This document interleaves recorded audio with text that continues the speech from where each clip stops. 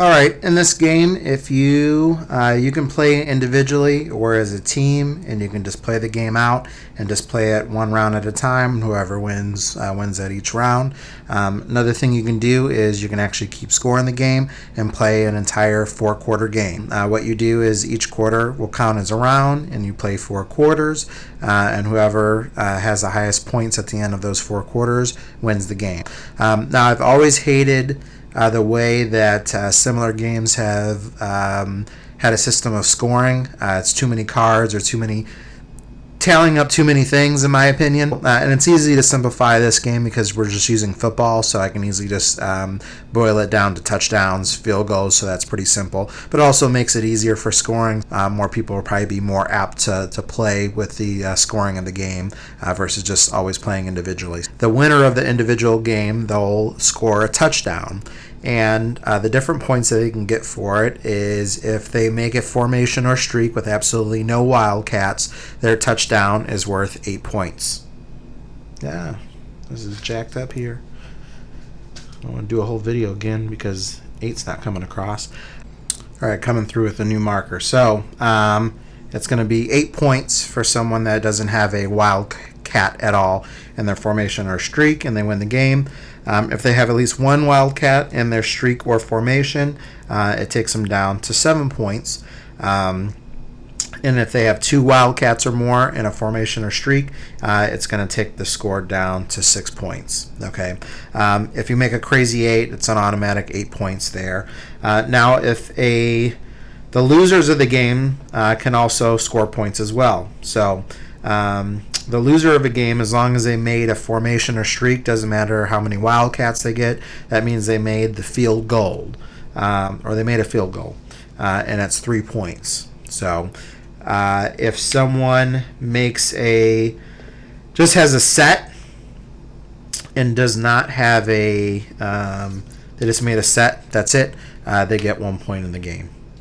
So it's either a touchdown, a field goal, or an extra point.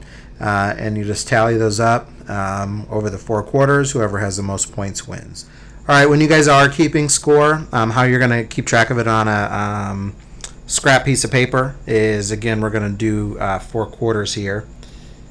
And so we're going to have Pookie's going to play Brother Noomsy. But you guys don't know where that's from. And how you would have it is you would have quarter 1, 2, halftime, 3, 4. And you're going to tally the points. So say Pookie won the first round, he got 6 points, and Brother Noomsy scored 3 points. He made a field goal. And then in the second quarter, reversed, it went like that. Third quarter, Pookie wins again, 6-3. And the final quarter, again, we flip it, and it's 3-6 right there. So as you can see, and I just wanted to use this example for a reason, but that's how you're going to tally it up, and then you come up with the final score, and whoever has the most points wins basically. Now, if they happen to tie, if you tie with the other person, then you're going to go over into an overtime round, and you guys are both going to play and duke it out, and whoever wins that wins the game. Now, if you guys had 3 players here, and the third player here happened to get 1 point, and they lost, they're not going to participate in the overtime. So unless they tied the other 2 players, they're not going to play in the overtime.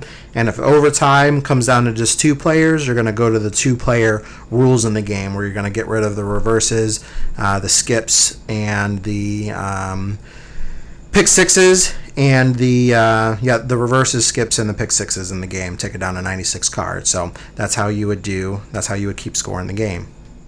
So for team games, the only difference is now you're talking about everyone collectively having the same thing.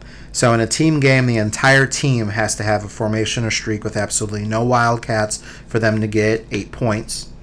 Or if one of the teammates make a crazy 8, that's an automatic ends the game, and you guys get 8 points. If all teammates collectively have a formation or streak with a total of 1 wildcat, so if there's 2 teammates that have a streak with no wildcats and 1 teammate has a formation with 1 wildcat, that means it brings you guys down to 7 points. So if everyone collectively has 1 wildcat, combining everything takes you down to 7 points. If all teammates together have 2 or more Wildcats, again collectively, then it brings you guys down to 6 points. Okay. On the losing end, a losing team, as long as the entire or all teams have made a formation or streak, and again, Wildcats don't matter. As long as they made what they need to make or made the field goal, they get a field goal and they get 3 points. So as long as they made a formation or streak, all teammates, they get 3 points. And then finally, on the losing end, if all teammates have at least something on the board, at least a streak, whatever, everyone has to have something, that team gets 1 point. So if 2 teammates have a formation and 1 teammate doesn't have anything, that's going to be 0 points. They all at least have to have something. So if someone has 1 set and the other 2 teammates have their formations, that team's going to get 1 point. So that's scoring for team games. In team games, scoring's the same. So you got team Stark here. You got team Lannister here. And you got team Targaryen. Don't know if I spelled that right or not. So same thing, 4 quarters. We're going off the page here. We got 4 quarters. And say they score 7, 3, 1. Team Stark's just way ahead over here.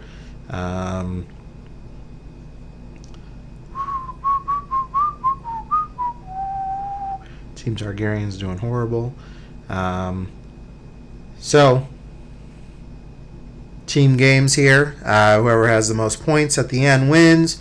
If there's teams that tie, those teams are going to duke it out for at the end here. So, as you can see here, Team Stark wins with 19 points. And those guys tied over there. So, that's how you do team game tally.